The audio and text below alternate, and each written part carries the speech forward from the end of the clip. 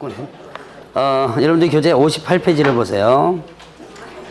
58페이지 보면 이중등록과 이중소속 부분이 있습니다. 아까부터 잠깐씩 설명했던 거죠. 이중등록은 뭐예요? 이쪽에서 등록하고 또 똑같은 사람이 어떻게 돼요? 이쪽에 등록하고 이걸 이중등록이라고 그런다 그랬죠.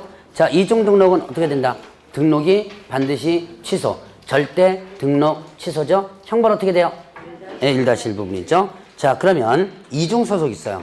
이중소속은 여기다가 등록한 상태에서 다른 곳에 소속합니다. 예를 들어서 공인중개사랑 개업중개사가 다른 곳에 소속중개사 되는 거예요.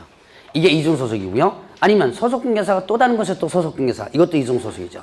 이중소속을 자 개업 공인중개사가 이중소속하다 적발되면 어떻게 한다? 등록이 반드시 취소. 절대 등록 취소고 형벌 1-1이고요. 자 소속공개사가 이중소속하다 적발되면 어떻게 한다?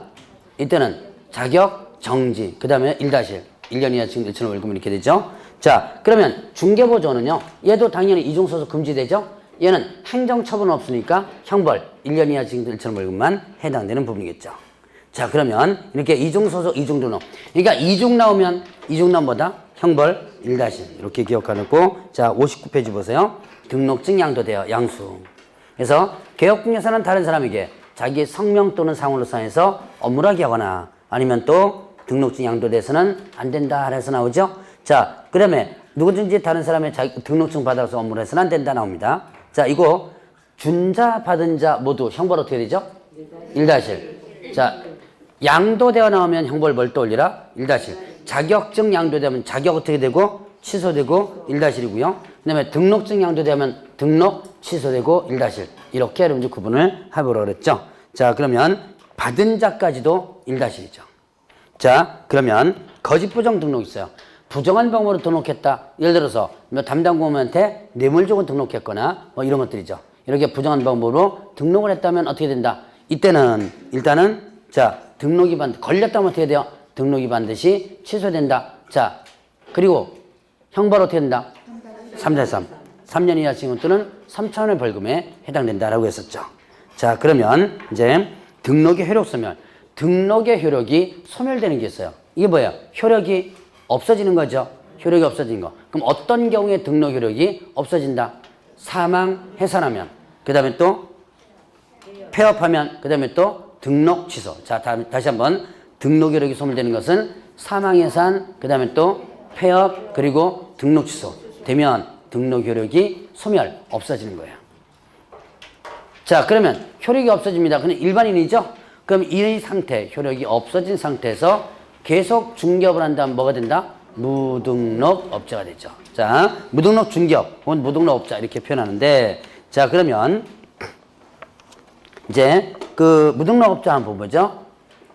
일단 대표적으로 등록 안 하고 중개업하는 자 대표적 무등록이죠. 그 다음에 효력이 없어지고 나서 예를 들어 사망 해산하고 나서 제가 아마 무등록 아마 이 케이스 얘기했을 거예요. 아마 평택 얘기를 한번 잠깐 했을 것 같은데 남편이 죽었어요. 남편이 개업공이 죽고 이거 한번 잠깐 얘기했었죠. 죽고 그 다음에 부인이 보조원으로서 원래 일하고 있었던 부인이 남편이 죽은 뒤에도 계속 그 사무실 문 열어놓고 계속 영업을 한다면 이게 뭐가 된다? 무등록이다 라고 했었죠. 자 그 다음에 또 이제 효력이 없어지고 나서 했을 때 그 다음에 또 아까 여기서 절차에서 잠깐 봤던 거 있죠. 어떤 상태에서 업무 개시한다면 어떤 상태? 자 등록 신청한 상태. 누가 찌른다 그랬어요? 네.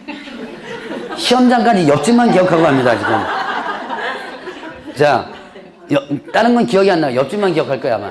자 일단 그 등록 신청한 상태에서 그 다음에 업무를 한다면 이것 든다? 무등록이다. 자 그럼 무등록은 어떻게 된다? 무등록 중개업은 일단 형벌 3-3 3년 이하 징역 또는 3천원의 벌금에 해당돼요. 자 그 다음에 또 얘들은요 보수 청구권이 없습니다. 무등록은 뭐가 없다? 보수 청구권이 없다. 자 그러면 보수를 달라고 할 수 없는 거죠. 그리고 만약에 그 보수에 대해서 약정을 했다면 보수 약정도 어떻게 한다? 무효다. 그래서 보수 청구권이 없고 보수 약정도 무효가 된다. 자 그렇게 하면 자 무등록은 일단 유형 기억하고요. 자 무등록은 형벌 3-3 그 다음에 또 보수 청구권 없다. 보수 약정 무효다. 이것만 일단 기억하면 돼요. 그런데 자 보죠. 여러분이 저번 주에 배웠던 거 우연한 기회라는 게 있어요. 우연한 기회. 우연한 기회에 건물 전세계약 중개주고 보수받았습니다. 요 보수는 효력이 있을까요? 없을까요? 있다. 자, 우연한 기회, 이거는 업이 아니죠. 그래서 보수의 약정은 유효하다라고 보시면 됩니다. 자, 그러면 이와 관련된 작년 문제 한번 풀어보죠. 국내사법령상 중개사무소 개설등록 및 등록증 교부에 관한 설명으로 옳은 것은? 자, 소속중개사는 중개사무소 개설 등록 신청할 수 있다? 없죠. 등록 못한다 그랬죠? 등록관청은 등록증 교부 이전에 등록한 자가 손해배상 책임을 보장하기 위한 조치를 하였는지 여부를 확인해야 한다. 이번 맞아 틀려요? 자, 여러분들 등록증 교부 전에 할 일이 2개 있었죠? 보증 설정 여부 확인한다. 그 다음에 또 등록 대장에 기재 교부한다. 이게 있었죠? 자, 그게 2번이 맞는 내용이죠. 자, 그러면 3번에 보죠. 국토교통장관은 중개사무소 개설 등록한 자에 대하여 국토교통을 정하는 바에 따라 등록증을 교부해야 된다. 예, 이거 등록증이 누가 하는 거예요? 등록관청에서 하는 거죠. 국장이 하는 게 아니라. 그러면 뒤에 국토교통부에 정하는 바에 따라 등록증 교부해야 된다. 이건 맞아야 틀려요. 요거는 맞는 내용입니다. 증교부는 국토교통부라고 했죠. 자, 그 다음에 중개사무소 개설 등록 신청서에는 신청인의 여권용 사진을 첨부하지 않아도 된다. 서류에 여권용 사진 들어가 있죠. 참 별거 다 나오죠. 사진까지 나옵니다. 그 다음에 등록한 개업공개에서 종료를 달리 업무하고자 하는 경우 등록 신청을 다시 제출하는 경우 종전의 등록증 반납하지 않아도 된다. 종전의 등록증 반납을 하라 그랬죠. 자, 이제 보면 결격 사유로 들어갑니다. 결격 사유는 일단 결격 사유 효과부터 보셔야 돼요. 자, 결격 사유는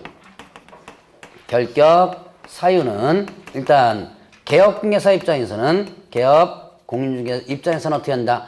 등록을 할 수 있다 없다? 등록을 할 수 없다. 등록 신청하면 등록이 반려됩니다. 그러면 등록한 상태에서 영업을 하다가 결격사유에 해당돼요. 그럼 어떻게 된다? 등록이 반드시 취소. 때는 절대 등록 취소 사유에 해당됩니다. 자, 그러면 또 이제 고용인 입장에서 보죠. 고용인 소속공개사 중개보조원이죠. 고용인 입장에서 보면 일단은 결격사유 되면 종사할 수 없다 그랬죠. 종사할 수 없다.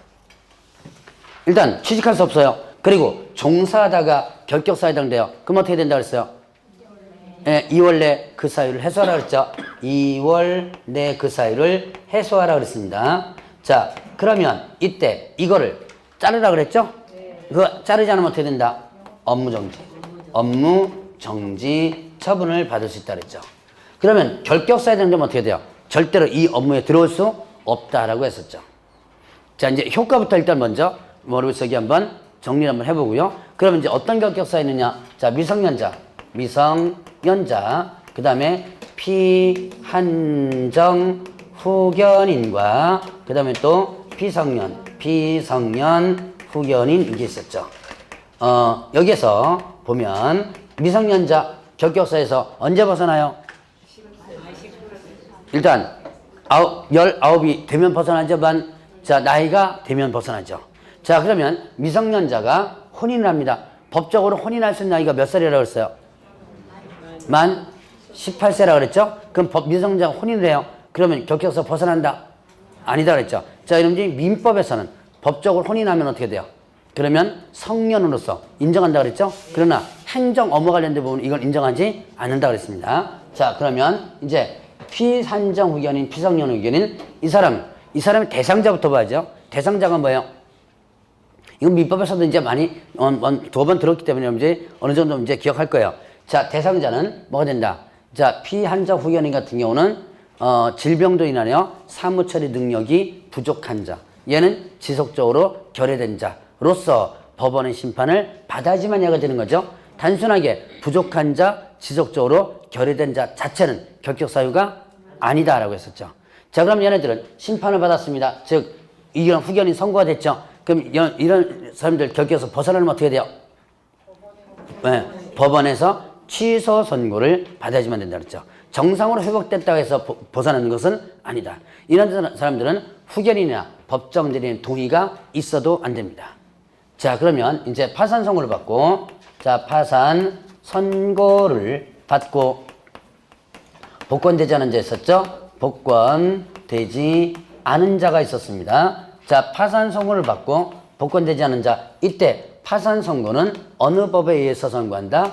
채무자 회생 및 파산에 관한 법률 있죠? 파산에 관한 법률이 있습니다. 이 법을 쓰는 이유가 있어요. 여기에 보면 회생이라는 단어가 있고 파산이라는 단어가 있죠. 자, 회생은 살려주는 거라 그랬죠. 회생, 회복시켜서 살려주는 거예요. 그럼 이거는 결격사유에 해당된다, 안 된다? 안 된다. 회생은 결격사유에 해당되지 않는다. 그럼 뭐만? 파산만 결격사유에 된다. 자, 그러면 여러분들이 파산 부분에서는 뭘 우선 기억해야 되냐? 자, 회생은 살려주는 거고 파산은 뭐다? 죽이는 거라 그랬죠. 어떻게 죽인다 그랬어요? 예, 경제적으로 죽인다 그랬죠. 자, 그러면 이제 파산 선고를 받게 된다면 어떻게 된다? 이때 재산권이 박탈된다 그랬죠? 그 사람의 재산권, 개인 파산 같은 경우는 자, 그 재산권이 박탈된다. 그래서 법원에서 갖고 간다 그랬죠? 자, 그러면 이때 파산 선고 받았을 때 이제 이걸 기본적으로 또 여러분들이 기억하라. 자, 파산 선고 받았습니다. 돈을 갚을 의무가 있다, 없다? 있다. 예, 있다. 자, 혹시 처음 들으신 분들은 반드시 일단은 이런 거부터 깔고 넘어가야 돼요. 파산 선고 받았다. 여러분들 흔히들 생각에 파산 선고 받으면 돈 갚을 의무가 없다라고 생각하는 분들이 많습니다. 근데 이거는 파산 선고 받아도 채무 변제 의무가 있다. 다만 언제까지 갚아라 규정 없습니다. 그냥 법적인 의무만 일단 분리하는 거예요. 자, 그러면 이어서 복권되지 않은 자 그랬죠. 그럼 이걸 거꾸로 얘기하면 복권되면 어떻게 돼요? 결격사에서 바로 벗어나는 겁니다. 복권되면. 그럼 복권되는 방법이 있죠? 복권되는 방법은 세 가지. 일단은 면책 결정을 받았거나 아니면 복권 판결을 받았거나 아니면 또 몇 년? 10년이 경과된다 하면 이겠죠. 자, 면책 뭐예요? 책임을 면한다. 책임을 면하는 거죠? 면책. 자, 어떤 책임 면해요? 어떤 책임? 돈 갚을 책임을 면해주는 거죠. 자, 파산 선고 받습니다. 돈 갚을 책임 의무를 부여하는 거라고 그랬죠?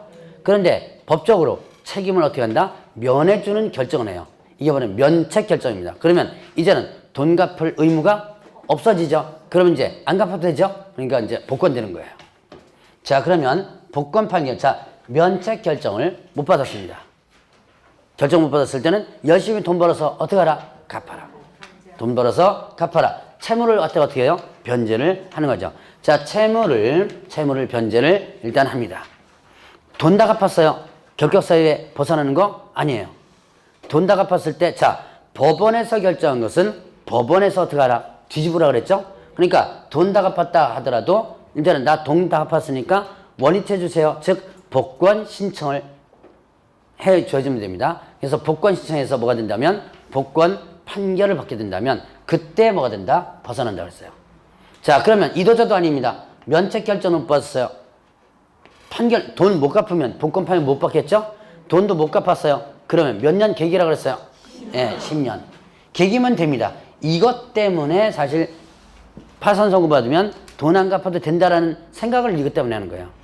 10년이 경과되면 어떻게 한다? 이제는 돈 안 갚아도 된다. 자동 복권된다 라고 했었죠. 그리고 복권되면 바로 결격사에서 어떻게 돼요? 벗어난다 라고 했었죠. 자, 파산 선고를 받고 복권되지 않은 자 구분 한번 해봤고요. 형벌받은 자 있었죠. 자, 일단 보죠. 금고 이상의 실형을 선고받습니다. 집행이 어떻게 된다? 집행이 종료되었거나 집행 종료된 것으로 보는 자. 된 것으로 보는 자가 있었죠. 자, 그 다음에 집행이 어떻게 된다면 면제된다면 몇 년 경과되지 않은 자? 예, 3년이 경과되지 않은 자 있었습니다. 결격사유는 여러분들이 이해해 줘야 돼요. 일단 우선 암기가 우선이 아닙니다. 암기하면 단순 문제는 풀어낼 수 있어요. 쉽게 나오면. 근데 날짜 기간 계산이나 이런 응용되는 문제만 나왔다면 다 틀려버려요. 그러니까 이거는 이해가 우선이다. 이해가 제가 조금 1월 달보다는 좀 빨리 나가요. 해설을 적게 하면서 혹시 이해 안 되면 개인적으로 찾아가서라도 일단은 여러분들이 이걸 이해를 좀 하고 넘어가셔야 돼요. 자, 그러면 금고 이상형, 실형이에요. 그런데 금고 이상이니까 실형은 금고가 있고 그 다음에 또 징역이 있죠. 그 다음 뭐가 있다 그랬어요? 사형. 사형을 일단 여기서는 안 쓰죠. 죽을 거니까 안 쓰고 뭐와 뭐? 금고와 징역. 자, 금고와 징역형의 공통점이 뭐라 그랬어요? 예, 징역하는 거. 그럼 징역은 징역이니까 교도소에 집어넣는 거라 했죠? 교도소에 집어넣는 거를 뭐라 한다? 금고, 징역. 형을 받는 거죠. 차이점. 강제노역을 하느냐 안 하느냐. 자, 그래서 금고형은 강제노역을 안 하고 교도소에서 놀다가 나오면 된다 그랬죠? 자, 그런데 징역형은 어떻게 된다? 예, 아침에 일어나면 일 시킵니다. 8시간 동안. 월급 준다 그랬죠? 월급 준다는 얘기 제가 했었나요? 했던 것 같은데. 예, 청주 여자 교도소 얘기를 한번 했던 것 같은데. 자, 월급 준다 그랬습니다. 그래서 월급도 줘요. 거기 보면 공장 많아요. 가면 뭐 낚시 공장도 있고요. 풍선 공장 같은 것도 있고 많아요. 혹시 일자리 없으면 한번 가보라 그랬습니다. 거기서 이제 월급도 줘요. 월급도 줍니다. 자, 그래서 이렇게 강제적으로 일을 시키는 거예요. 교화 차원에서 이게 바로 징역형이다. 그러면 이때 금고와 징역, 이제 금고 이상 실형을 선고받습니다. 집행 종료 끝난 거죠. 만기 출소하죠. 출소하면 그때부터 몇 년? 3년간 결격사유다. 자, 이때 종료된 것으로 보는 자라는 개념이 있었어요. 보는 자, 종료된 것으로 어떻게 한다? 간주하는 거죠. 자, 이 종료된 걸 간주하는 거는 가석방을 받습니다. 그리고 자녀, 형이 어떻게 된다면? 형이 종료가 된다면 이거를 가석방에 관한 법률에서는 가석방 기간이라고 표현하는데 그냥 여러분들은 남은 형이 종료된다 이렇게 생각하면 돼요. 어차피 여러분들이 형법이나 뭐 가석방 법률 이런 거 배울 필요가 없으니까 자, 가석방하면 여러분들이 머릿속에 뭘 기억하라? 가짜로 석방시켜준다 라고 기억하라 그랬죠. 자, 내가 받은 형이 3년입니다. 3년형을 이제 받았어요. 그리고 열심히 일단은 수형생활 해가지고 2년 만에 뭘로 풀려났다? 가석방으로 풀려납니다. 그러면 가석방은 석방되긴 석방된다고 어떻게 한다? 가짜로 석방시켜줬다. 그럼 어떻게 돼요? 내가 교도소에서는 몸 빠져나왔죠. 그런데 내가 받은 이 형은 어떻게 돼요? 그대로 유지가 되고 인정되는 거라 그랬죠. 그러면 가석방 시점부터가 3년이 아니라 남은 형이 어떻게 돼요? 끝난 요 시점 있죠? 요 시점부터 몇 년이다? 3년 이렇게 되죠. 그래서 자, 그러면 가석방 시점부터 계산한다면 어떻게 돼요? 계산한다면 요 1년이 어떻게 돼요? 포함이 대줘해주면 되겠죠? 총 4년이 되겠죠. 풀려난 시점부터 계산하라 그러면 자, 요게 이제 가석방 종료된 것으로 보는 시점이 이 시점이다 그랬어요. 자, 그러면 이제 집행면제. 집행이 뭐예요? 금고형이나 징역형이 집행이란 뭐다? 집행은 교도소에 집어넣는 게 집행이라고 그랬어요. 교도소에 집어넣는 걸 집행이라고 그랬고 면제, 면해주는 거죠. 집어넣는 거를 면해준다. 그럼 남은 형을 면해주는 거예요. 자, 이거는 집행면제 대표적인 것이 바로 특별사면입니다. 특별사면. 자, 특별사면. 소위 말해서 특사라고 하는 게 있는데요. 자, 내가 징역 3년형을 선고받습니다. 2년 만에 뭘로 풀려난다? 특별사면으로 풀려나요. 그러면 남은 형을 면제시켜주는 거예요. 남은 형이 얼마 남았어요? 1년 남았죠? 요 1년을 어떻게 한다? 1년을 면제해 주는 겁니다. 자, 그러면 1년을 면제해 줬어요. 자, 결론. 내가 징역 3년 선고받고 2년 만에 특별사면으로 풀려난다면 이때 나 징역 몇 년 받은 것 같다? 예, 2년 받은 것 같다. 3년이 아니고 뭐예요? 2년 받은 것 같다라는 얘기예요.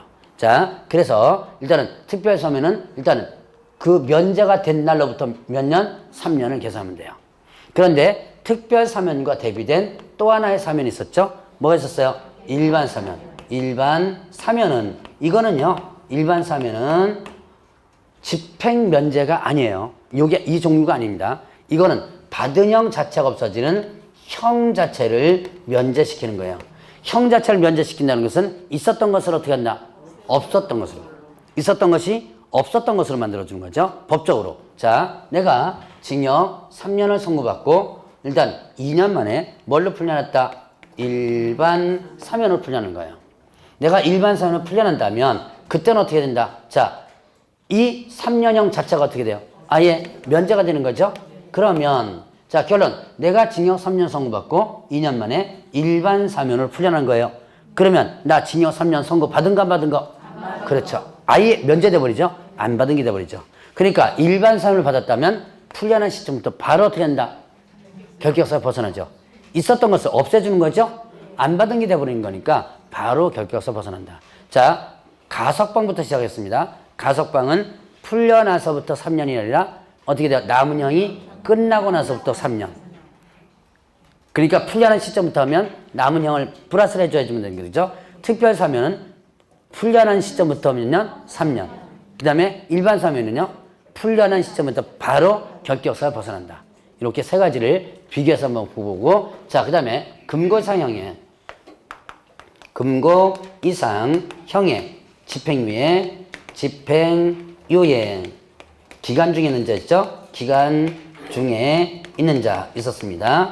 자, 금고 이상형의 집행유예 기간 중에 있는 자. 자, 금고 이상형은 요거고요. 집행이란 뭘 했어요? 집행이란 교도소에 집어 넣는 걸 말한다. 집행이라 그랬고, 유예가 뭐예요? 미루는 거라 그랬죠. 그러면 집행을 어떻게 한다? 미루는 거예요. 그래서 이렇게 한다 그랬죠. 징역 1년에 그 다음에 또 집행유예, 예를 들어서 2년 이런 식으로 선고합니다. 자, 이제 징역 1년에 집행유예 2년, 자, 이렇게 선고합니다. 많이 아마 뉴스 같은 데 봤다는 거예요. 자, 그러면 일단 징역 1년은 뭐 한다? 선고를 하는 거예요. 선고를 하고 나서 자, 이렇게 뒤에 이렇게 선고한다면 집행을 미룬다는 얘기죠. 몇 년간? 2년간. 그러면 이 사람 교도소 가요 안 가요? 안 가요. 그렇죠. 안 가는 거죠. 교도소에 집어넣는 거를 2년 동안 미루겠다는 얘기죠. 자, 그러면 이렇게 2년 동안 미루면 일단은 2년간 조용히 지나면, 만약에 이 집행유예 기간 동안 딴짓 하다가 걸리면요, 이때는 집행유예가 취소가 돼버립니다. 취소가 되고 1년 어떻게 돼요? 들어가서 살아야 돼요. 그런데 집행유예 기간이 조용히 지나면 어떻게 한다? 이 징역 1년에 선고의 효력이 어떻게 된다? 실효. 선고의 효력이 실효 없어지는 거예요. 선고의 효력이 없어진다는 얘기죠. 자, 결론. 자, 이제 법적인 효력입니다. 결론. 내가 징역 1년 선고받고 집행유예 2년을 선고받았습니다. 2년간 조용히 지났습니다. 그러면 자, 이제 끝났어요. 그럼 나 징역 1년 선고 받은 거 안 받은 거? 그렇죠. 효력이 없어져 버렸죠. 안 받은 게 되는 거예요. 그래서 집행유예 기간 중에 있는 자만이 결격사유고, 그 기간이 끝나면 어떻게 한다? 결격사유에서 벗어난다 라고 보시면 되고요. 자, 그러면 이런 집행유예라는 게 유예가 하나 더 있어요. 뭐가 있냐면 선고유예가 있어요. 선고유예. 자, 이건 무슨 뜻이에요? 선고유예. 선고를 뭐 한다? 미루는 거. 이거는 형을 선고를 일단 해놓죠. 그러니까 집행을 미루는 거죠. 근데 이거는 선고를 어떻게 한다? 미룬다. 그럼 선고가 된 거야, 안 된 거예요? 안 된 거죠? 선고를 지금 미루는 거니까. 그럼 이거는 결격사유에 해당된다, 안 된다? 네, 선고 자체를 미루기 때문에 결격사유에 해당되지 않는다. 자, 그래서 형벌받은 자에 대해서 한번 구분을 해봅니다. 그러면 이제 이렇게 해서 정리를 한번 해보고, 이제 이 법 위반자에 대한 부분을 보죠. 이 법 위반자. 자, 일단 공인중개사 자격이, 자, 자격이 어떻게 된다? 취소됩니다. 공인중개사 자격 취소면 몇 년간 결격사유? 3년간 결격사유다. 자, 저번 주에 공인중개사 자격 취소됐을 때 3년간 뭐도 못했는데요. 3년간 자격 취소되죠. 3년간 뭐 못했어요? 그렇죠. 시험 못 봤죠. 자, 시험 응시할 수 없었죠. 그러니까 공인중개사 자격 취소되면 3년간 중개업에 종사도 못합니다. 어차피 자격 없으니까 등록 못하겠죠. 그러니까 종사도 못하고 시험도 못 봐요. 그러면 자, 여기 미성년자 시험 볼 수 있어 없어요? 있죠. 자, 그러면 미성년자는 공인중개사가 될 수 있다. OX. 미성년자는 공인중개사가 될 수 있다.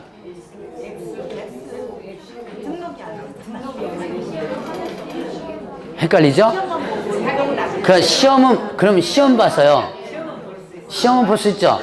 그 유시험 넘어가면 자격증 줘야 안 줘? 주면. 그렇죠. 예. 그러니까 미성년자는 공인중개사가 될 수 있다. 예, 맞죠. 헷갈리죠? 예. 자, 시험 볼 수 있다는 얘기는 공인중개사가 될 수 있다는 얘기죠. 그럼 미성년자는 개업 공인중개사 될 수 있다. 예, 그럼 틀리죠.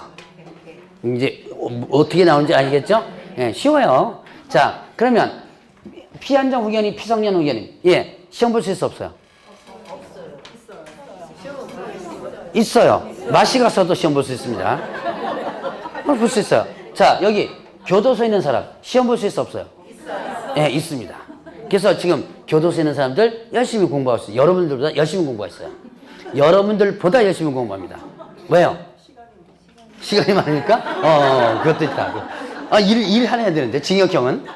일해야 되는데, 이 교도소에서 이런 자격증 취득이라든가, 이걸 재활 차원에서 많이 권장을 하고요. 이 자격증 취득하면, 점수가 올라가. 이게 이제, 거기 점수, 고과제가 있거든요. 점수가 올라가면 뭐가 되는 거예요? 그렇죠. 모범수도 되고, 이제 이렇게 되기 때문에, 그 다음에 또 가석방에 빠른 수도 있고, 특사가 될 수도, 특사가 뭐야? 특사. 왜 광복적 특사. 그 특사가 뭐죠? 이게 광복적 특사라는데. 예, 그렇죠. 특별사면. 그런 거 될 가능성이 높기 때문에 이런 자격증 취득을 상당히 많이 합니다. 그래서, 이렇게 열심히, 여러분들보다 열심히 공부하니까 여러분들도 어떻게 돼요? 더 열심히 공부해 주면 되겠죠? 자, 이제 시험 볼 수 있어요. 그런데 결격사 중에서 누구는 시험 못 본다? 이 사람만 시험 못 봐요. 예, 자격 취소. 그러니까 이제 이 사람은 3년간 중개부 종사도 못하고 본다? 시험도 못 본다. 자, 그 다음에 자격 취소, 자격 정지, 자격 정지가 있습니다. 이 자격 정지는 누구한테 처분하는 거예요? 소속공개사죠. 소속공개사에게 자격 정지 처분을 하면 그 정지 기간 동안이 결격사유예요. 자, 그러면 이제 등록 취소. 자, 등록이 어떻게 된다? 취소됩니다. 등록 취소면 몇 년간 결격사유? 3년간. 중개사무소 개설 등록, 이 법 위반해서 중개사무소 개설 등록이 취소되면 3년간 결격사유. 그러면 이제 요까지를 1월 달에 했습니다. 근데 이제 이 밑에 이제 1월 달에 안 한 걸 해줘야 돼요. 난이도가 좀 높으니까 좀 잘 들어보셔야 돼요. 등록 취소되면 3년이 기간 동안 결격사유 되는데 이 3년의 기간이 적용되지 않는 게 있어요. 취소되더라도 어떤 경우냐? 자, 사망, 그 다음에 해산으로 등록 취소됐다면 등록 기준 미달로 등록 취소됐다면 그 다음에 또 결격 사유로 등록 취소됐다면 자, 요 세 가지입니다. 사, 기, 결 이렇게 돼요. 거기다 혼자 붙이면 사기 결혼이 돼버리죠? 근데 혼자 기억하지 마세요. 이게 사기 결혼 해가지고 이거 혼자 붙인다 그러니까 뭐라고 사기 결혼이라고 외워놓습니다. 그러니까 이까지는 기억나는데 혼자가 기억이 안 나는 거예요. 이게 도대체 뭐였지? 한참 기억을 합니다. 자, 사기결, 사망해산, 기준미달, 결격사유 세 개인데 자, 이것을 보죠. 사망해산하면 자, 아까 사망해산 한번 봤었어요. 어디서 봤어요? 등록의 효력이 소멸되는 거. 자, 오늘 등록 효력 소멸되는 거 몇 번 써먹을 겁니다. 지금 이 시간에. 자, 등록 효력 소멸되는 거 뭐 있었어요? 등록 효력이 소멸되는 거 사망, 해산하면 효력이 없어지죠. 그 다음에 또 폐업하면요 없어지죠. 또 등록 취소되면 없어지죠. 그러면 자 이렇게 사망, 해산은 등록의 효력이 이미 법적으로 없어지는 거예요. 그런데 이거는 절대 등록 취소에다가 넣어놨습니다. 등록 취소 하여야 한다고 넣어놨어요. 그럼 어차피 법적으로 효력이 없어질 건데 왜 절대 등록 취소에 넣어놨느냐? 이거는 서류를 정리하는 방법이에요. 자, 사망했습니다. 개업공개 죽었어요. 자, 죽었다고 해서 서류 그냥 쓰레기통에 휙 집어 던지면 안 되겠죠. 그러니까 등록 취소라는 절차를 거쳐서 서류를 빼는 거예요. 행정 절차상의 문제입니다. 자, 그러면 사망해산했습니다. 그럼 어차피 효력이 없어졌죠. 이것 때문에 등록 취소됐다. 3년 적용 안 하겠다. 저 죽은 사람 너 취소했으니까 너 3년. 이 사람 어떤 사람이에요? 죽은 사람이죠. 죽은 사람한테 3년 의미가 없죠. 자, 그러면 해산 여기 이제 해산의 문제예요. 법인이 해산한 거예요. 그럼 법인이 죽은 거죠? 법인이 죽은 겁니다. 그럼 어떻게 돼요? 이때는 등록 취소되는데, 근데 해산으로 등록 취소된다 하더라도 이 안에 있던 사원이나 임원, 대표자는 다른 데 가서 바로 중개업을 할 수 있어요. 취소되다 하더라도. 자, 요거 조심하시고요. 자, 그러면 기준 미달. 등록 기준에 미달하게 됩니다. 미달. 이 미달 수치상 떨어진 거죠. 자, 등록 기준 아까 법인의 등록 기준에 세 번째 보죠. 대표자는 공인중개사 이어야 되고 대표자를 제외한 사원 임원의 3분의 2 이상이 공인중개사 이어지면 된다 그랬죠. 일단 자, 대표자 제외시켰습니다. 대표자 제외시키고 5명의 임원이 있더라. 임원 5명 있어요. 그러면 보죠. 일단 대표자 제외시켰다 그랬습니다. 그럼 몇 명이 공인중개사 하면 돼요? 예. 자, 여기서 2명이 공인중개사 하면 되겠죠? 그리고 나머지 3명은 공인중개사가 어떻게 돼요? 아니어도 되는 거예요. 자, 이래 되면 기준에 일단 맞아요. 맞아가지고 이제 운영하면 되는데 이때 요 한 명이 어떻게 한다? 일명이 사임하고 나간 거예요. 사표에서 나갔습니다. 나가는 순간에 어떻게 돼요? 나가는 순간에 공인중개사 1명, 아닌 자 3명 어떻게 되죠? 예, 이게 기준이 미달한 겁니다. 그럼 이렇게 기준이 맞춰지지가 않죠? 그러면 바로 채워넣어야 돼요. 법인은 나간 순간에 바로 채워넣어야지만 기준이 다시 맞겠죠? 그런데 안 채워놓고 있다가 나중에 단속에 걸리거나 그러면 기준 미달로 걸리는 거예요. 그런데 기준에 안 맞아서 등록을, 이거는 상대 등록수입니다. 취소할 수 있다요. 취소할 수 있다. 기준에 안 맞아서 취소를 할 수 있는데 문제는 이 한 명이 나간 것 때문에 기준 안 맞은 거죠? 얘가 중개사법을 위반할 목적으로 나간 것은 아니죠. 그러니까 취소는 하는데 뭐는 적용하지 않겠다? 요 3년 기간 적용하지 않겠다는 얘기예요. 자, 그 다음에 또 이제 결격 사유. 자, 저쪽에 맨 끝에 결격 소유과에서 보면 개업공개사가 결격 사유에 해당되면 어떻게 돼요? 결격 사유에 해당되면 등록이 반드시 취소, 절대 등록 취소에 해당되죠. 그러면 자 보죠. 이 규정, 예외적인 규정이 없다면 결격 사유에 해당될 때 등록 취소되면 결격 사유에 원래 기간이 있겠죠.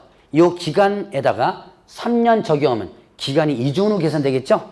그러니까 이때 자, 원래 결격 사유 기간만 적용하고 요 결격사 원래 기간 있죠. 요것만 적용하고 요 3년은 적용한다 안 한다? 안 한다 라는 얘기예요. 이해하셨어요? 진짜? 왜 네했다가 또 갑자기 아니요로 바뀌어? 그냥 같은 목소리가 네했다가 아니요로 바뀐 것 같아요 지금. 자, 봅시다. 한번 물어보겠습니다. 2018년 1월 1일 날 어떤 개업공개사입니다. 자, 징역 1년에, 요건 썼다 지울 거예요. 징역 1년에 집행유예 2년을 선고받습니다. 자, 18년 1월 1일 날 징역 1년에 집행유예는 선고받아요. 자, 그러면 아마 여기 여러분들 교재에도 한번 사례가 잠깐 있을 거예요, 아마. 자, 그러면 이거 결격사에 해당돼야 안 돼요? 개업공개사입니다. 결격사에 해당된다 안 된다? 되죠? 자, 여기 보니까 자, 여기 보세요. 보면 집행유예 기간 중에 있는 자는고 제가 사례로 이렇게 들었죠? 예, 결격사에 일단 해당이 돼요. 그러면 결격사에 해당되니까 효과 등록이 반드시 취소 되겠죠? 그래서 이 사실을 알고 등록관청에서 1월 10일 날 어떻게 한다? 등록을 취소시켰습니다. 등록 취소를 시켰어요. 자, 이 사람 언제부터 중개업 할 수 있을까요? 벗어나는 시기 계산해 보세요. 2020년 1월 1일입니다. 2020년 1월 1일. 자, 그러면 자 보죠. 이 등록 취소가 뭐 때문에 등록 취소된 거예요, 지금? 뭐 때문에 등록 취소됐죠? 이게 뭐예요? 그것도 이제 징역이 집행유예 2년이지만 이게 뭐예요? 그렇죠. 결격 사유 때문에 등록이 취소됐죠. 그러면 어떻게 한다? 이때 결격 사유 때문에 등록이 취소되면 뭐 적용하지 않는다? 3년 적용하지 않는다. 그럼 이거는 등록 취소는 아예 생각하지 말고 뭐만 계산하면 된 거예요? 원래 결격서 기간 있죠? 이것만 하면 되죠. 그러니까 2020년 1월 1일 이렇게 된 거죠. 자, 이제 이렇게 여러분들이 요 사례 문제 한번 여러분 이해를 해주시고, 자, 그러면 또 이제 등록 취소 부분에서 이런 게 있습니다. 폐업 후 재등록 개업 공인중개사가 폐업 전의 행위로 뭐가 됐다? 등록이 취소됩니다. 등록이 뭐 된다면? 취소된다면 이때 뭐 한다? 폐업 기간을 어떻게 한다? 공제 빼주는 거예요. 폐업 후 다시 등록한 개업공개사. 자, 여러분들이 중개업을 하다가 폐업합니다. 폐업했다가 다시 등록하면 어떻게 한다? 이때는 폐업 전에 개업공개 지위가 그대로 연결돼요. 승계가 됩니다. 이거는 이제 행정처분 승계에서 잠깐 보겠지만, 폐업했다가 다시 등록한다면 폐업 전에 개업공개 지위가 어떻게 된다? 승계된다. 연결돼 버려요. 그래서 폐업 전의 행위 때문에 행위가 다시 등록한 뒤에 걸리면 어떻게 한다? 등록 취소나 업무 정지를 할 수 있어요. 자, 그러니까 다시 등록해도 폐업 전 행위에 걸리면 어떻게 한다? 등록 취소가 될 수 있다는 얘기예요. 자, 그러면 뭐죠? 이때 뭐 빼준다 그랬어요? 뭐 빼준다? 폐업 기간을 빼준다. 자, 2017년 10월 1일 날. 자, 등록 취소 위반 행위를 했습니다. 위반 행위란 거예요. 등록 취소 위반 행위를 했어요. 들켰어요? 안 들켰어요? 위반 행위를 했습니다. 들켰어요? 안 들켰어요? 안 들켰습니다. 안 들키고 등록 취소 위반만 했죠? 위반 안 들켰어요. 안 들킨 상태에서 18년 1월 1일 날 뭘 했다? 일단은 폐업했어요. 안 들킨 상태에서 왔다? 문 닫았습니다. 그랬다가 7월 1일 날 재등록을 했습니다. 다시 등록한 거죠. 몇 개월 쉬었어요? 6개월 쉬었죠? 자, 그런데 18년 10월 1일 날 등록 취소된 거예요. 등록 취소돼 버렸습니다. 뭐 때문에 등록 취소된 거예요?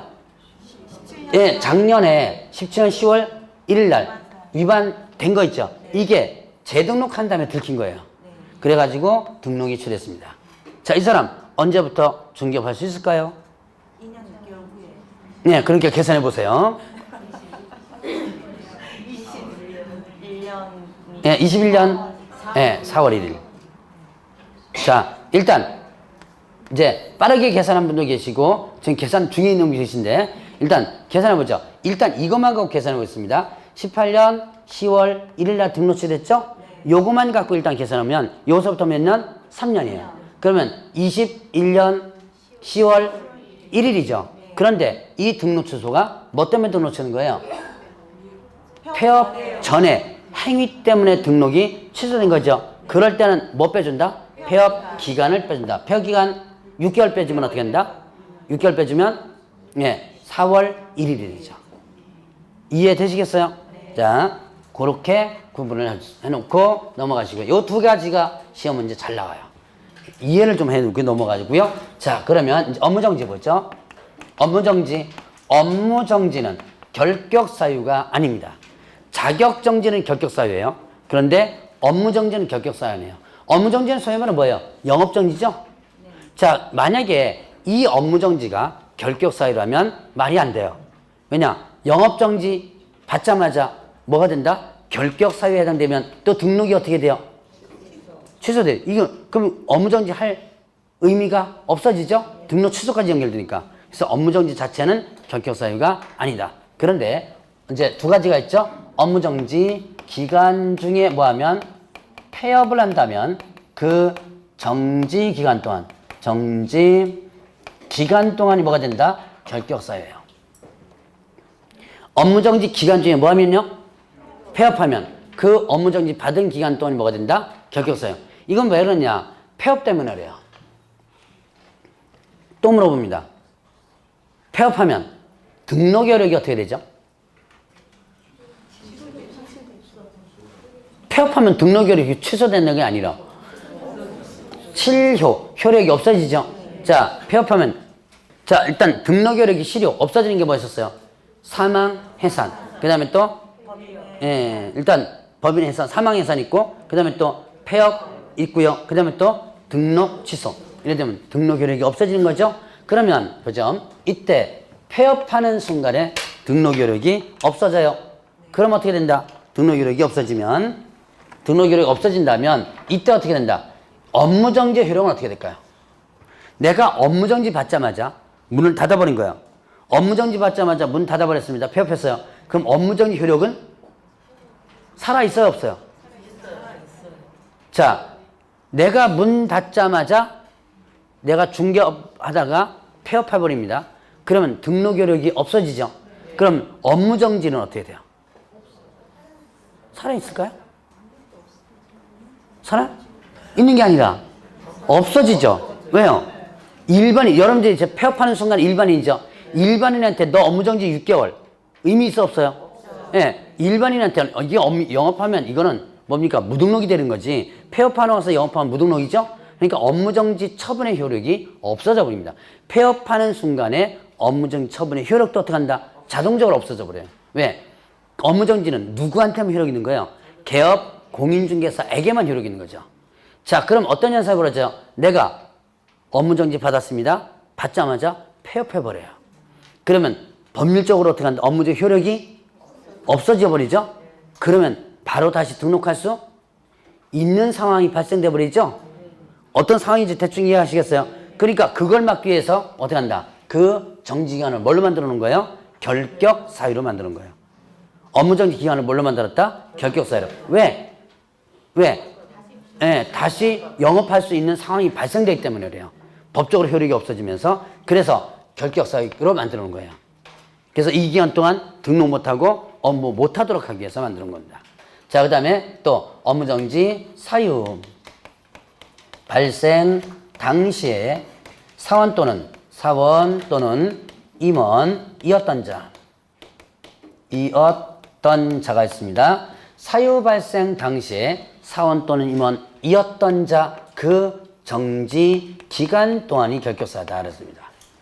사유 발생 당시, 자, 업무정지 사유 발생 당시란 업무정지 위반 행위가 있었을 당시예요. 그때 사원 임원이 누구죠? 사원 또는 임원 경영진이죠. 자, 근무하고 있었어요. 업무정지 위반 행위가 있을 때 근무하고 있었는데, 자, 오늘 업무정지 위반을 했다고 해서 오늘 당장 걸리는 거 아니죠? 나중에 민원 들어오거나 아니면 또 어디 뭐 단속 나오거나 나중에 걸리는 거예요. 나중에 걸려서 업무정지 받을 때는 이 사람, 있는 사람 없는 사람. 자, 위반 행위가 있었을 때 있었습니다. 그 위반 행위 때문에 업무정지 받을 때는 있는 사람 없는 사람? 없는 사람. 자, 다시 한번. 이 사람은 위반 행위가 있을 때는, 업무정지 위반 행위가 있을 때는 근무하고 있었어요. 그것 때문에 걸려가지고 업무정지 받을 때는, 처음 받을 때는 있는 사람 없는 사람? 있는 사람 없는 사람? 내가 설명을 잘못하는 건가? 자, 위반 행위가, 자, 업무정지 위반 행위. 예를 들어서 계약서를 잘못 씁니다. 오늘 찍는데 도장 안 찍은 거예요. 서명 안 했어요. 그래서 오늘 계약서 교부해가지고 교부해줬는데 서명 안 하고 교부해줬어요. 그럼 이제 업무정지입니다. 오늘 이렇게 잘못한 거예요. 오늘 그 잘못한 날 이 사람 근무하고 있는 사람이에요. 근데 그 서명 날인 안 한 것에 대한 것이 당장 오늘 걸리는 게 아니죠. 예를 들어 1개월, 2개월, 3개월 뒤에 걸리죠. 걸렸을 때는 이 사람 근무하고 있어 없어요? 네, 근무하지 않는 사람이에요. 근데 너는 위반 행위가 있었을 때는 너 있었죠. 그러니까 너도 같이 책임져라. 왜? 누구니까? 경영진이니까. 요게 바로 사유 발생대 사원 또는 임원이었던 자, 그 업무정지 기간 동안을 결격사를 만든 거예요. 그래도 이해 안 되죠? 네. 내가 그렇게도 이해 안 될 거야 아마. 자, 2018년 1월 1일 날 법인이 업무정지 위반 행위를 했습니다. 위반 행위를 했다. 업무정지 위반 행위를 한 거예요. 1월 1일 날. 이때 누가 근무하고 있었냐면 A라는 임원과 B라는 임원이 여기 근무하고 있었습니다. 그런데 2월 1일 날 A라는 임원이 뭐 했다? 임원이 사임하고 나간 거예요. 사표 쓰고 나간 거예요.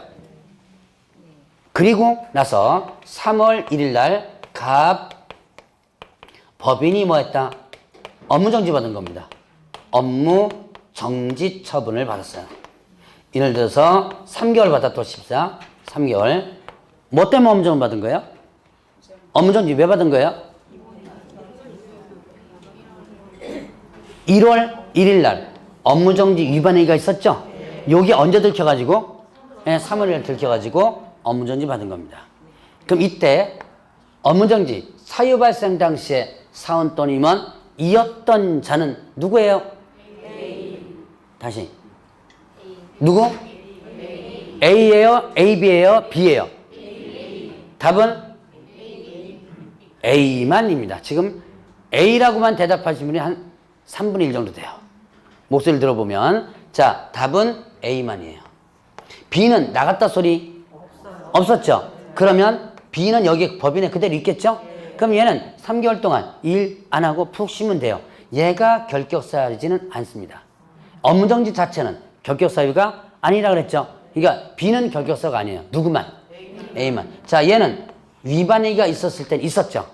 그것 때문에 업무정지 받을 때는 없는 사람이죠? 바로 너도 위반행위 있었을 때 있었으니까 너도 요 업무정지 3개월 동안 너도 같이 책임져라. 예, 그래서 3개월 동안 뭐다? 결격사야 됩니다. 이게 바로 요 기간, 요거예요. 예. 그래도 못하면 개인적으로 찾아오세요. 자, 찾아오셔서 문제 물어보시기 바랍니다. 자, 그러면 이제 이 법 위반해서 이 법 위반해가지고 뭐가 됐다? 300만 원. 300만 원 이상의 뭘 했을 때 벌금형을 선고받는다면, 자, 이 법 위반해서 300만 원 이상 벌금형이에요. 300만 원 이상 벌금형 하면 몇 년간 결격사유? 3년간 결격사유. 이 법입니다. 이 법이 무슨 법이에요? 중개사법. 중개사법 위반해서 300만 원 이상 벌금형입니다. 그러면 자, 다른 법 위반해서 벌금형은 해당 안 되겠죠? 자, 중개사법 위반만 300만 원이에요. 300만 원 이상. 자, 그러면 몇 년간? 3년간. 그럼 300만 원 미만은 결격사유가 아니겠죠? 자, 그 다음에 또 하나. 여기서는 또 이런 게 있습니다. 경합범일 경우에는 벌금형을 분리 선고하라. 이런 내용이, 특별한 내용이 있어요. 경합범인 경우는 벌금형을 분리 선고하라. 자, 이거 뭐냐? 경합범이란 두 가지 법을 동시에 위반했을 때예요. 그럼 결국 중개사법과 어떻게 돼요? 중개사법과 다른 법을 동시에 위반한 겁니다. 자, 이런 경우 있죠. 제가 이제 여러분들이 청약통장 예를 듭니다. 입주자 저축증서 있죠? 입주자 저축증서. 자, 입주자 저축증서에서 가장 대표적인 것이 아마 청약통장일 겁니다. 자, 청약통장 이거 거래하면 돼요, 안 돼요? 안 된다 그랬죠? 자, 이거 어느 법에서 일단 걸려요? 주택법에서 거래하는 당사자까지 걸린다 그랬죠? 자, 주택법에 보면 이 청약통장을 양도하거나 알선, 소개시켜준 사람까지 형벌 3년 이하 징역 또는 3천만 원의 벌금이에요. 그런데 중개사법에도 있죠. 중개사법에서 금쟁이의 이런 증서 중개와 매매업을 금지한다 그랬죠. 부동산 분양 임대 등을 관련해서 관계법령에서 양도 알선이 금지된 부동산 분양 임대 등을 관련 증서에 대해서 매매교환 중개자나 그 매매를 어불하는 자 금지한다 그랬죠. 그러면 자, 개업공개사가 청약통장을 거래합니다. 그럼 어떻게 돼요? 중개해 줍니다. 그럼 두 가지 법이 동시에 걸려요. 뭐가 뭐 걸리는 거예요? 일단 중개사법에 금쟁이가 걸리고 그 다음에 또 주택법 걸린 거예요. 두 가지 다 3-3이거든요. 그러면 이제 이게 걸리면 이제 판사는 이 두 가지 법을 합쳐가지고 너 벌금 얼마 이런 식으로 선고를 합니다. 그런데 그렇게 해서 이제 벌금 예를 들어서 600만 원 이렇게 선고한 거예요. 그럼 문제가 생겨요. 한꺼번에 선고하면 어떤 문제가 생기죠? 중개사법 위반했죠. 근데 다른 법까지 합쳐가지고 600만 원이 났으니까 중개사법이 300만 원 이상인지 아닌지를 모르죠. 그래서 뭐하라? 벌금형을 분리선고하라. 이게 무슨 뜻이에요? 중개사법 얼마, 주택법 얼마 이런 식으로 선고하라. 그래야지만 이렇게 300만 원 이상이 되는지 안 되는지를 판단해낼 수 있는 거죠. 자, 그래서 벌금형 분리선고하라는 내용이 있고, 자, 법인에 있어서 사원 또는 임원이 뭐에 해당된다면 결격 사유에 해당된다면, 자, 사원 또는 임원이 결격 사유에 해당돼요. 그러면 법인 자체가 어떻게 한다? 결격 사유에 해당되죠. 그러면 법인 자체가 결격 사유에 해당되면 어떻게 되는 거예요? 법인은 등록이 취소되겠죠. 절대 등록 취소 됩니다. 근데 사원임원 한 사람 때문에 등록 취소된 건 너무 심하죠. 그러니까 어떻게 하라? 이때 이 사원임원을 몇 개월 내? 2개월 내 사유에서 하면 등록 취소되지 않는다라는 얘기예요. 자, 여기까지가 결격사유 부분이에요. 자, 그러면 작년 문제 한번 볼까요? 자, 국내법령상 69페이지에 갑이 중개사무소 개설을 할 수 있는 경우에 해당하는 것은 했습니다. 1번에 갑이 부정한 방법으로 공제 자격을 취득하여 자격 취소된 후 2년이 경과되지 않은 경우 결격사에 해당 되죠? 2년 경과되지 1년 남았죠? 자, 도로교통법 위반하여 금고 이상의 실형 선고받고 집행 종료된로부터 3년이 경과되지 않은 경우 결격사유 이해요 아니에요? 이죠? 금고 이거는 여기에 금고 이거는요 이 법이건 다른 법에 상관없이 무조건 금고 이상이면 결격사유에 해당이 되죠? 다른 법에도 마찬가지예요. 이게 3년이 경과돼서는 결격사유죠. 갑이 등록하지 않은 인정을 사용하여 자격 정지되고 정지기간 중 있는 경우 정지기간 중 자격 정지 기간 동안이 결격사유 이죠. 예. 자, 그다음에 4번에 갑이 대표자로 있는 개업공개사인 법인에 해산하여 그 등록이 취소된 후 3년이 경과되지 않은 경우 등록할 수 있죠. 자, 어디 있는 거예요? 사망해산 요거 사망해산 요거 3년 적용 안 된다라는 부분이죠. 예, 그 내용이죠. 자, 5번에 확인 설명서 교부하지 않아 업무전 처음 받고 폐업 신고를 한 후 그 업무전이 기간이 경과되지 않은 경우 이거는 업무정지 기간 중에 폐업했죠. 정지기간 동안 뭐가 된다? 결격 사유에 해당되죠. 자, 작년 문제 쉬워요. 자, 좀 쉬었다 하시죠.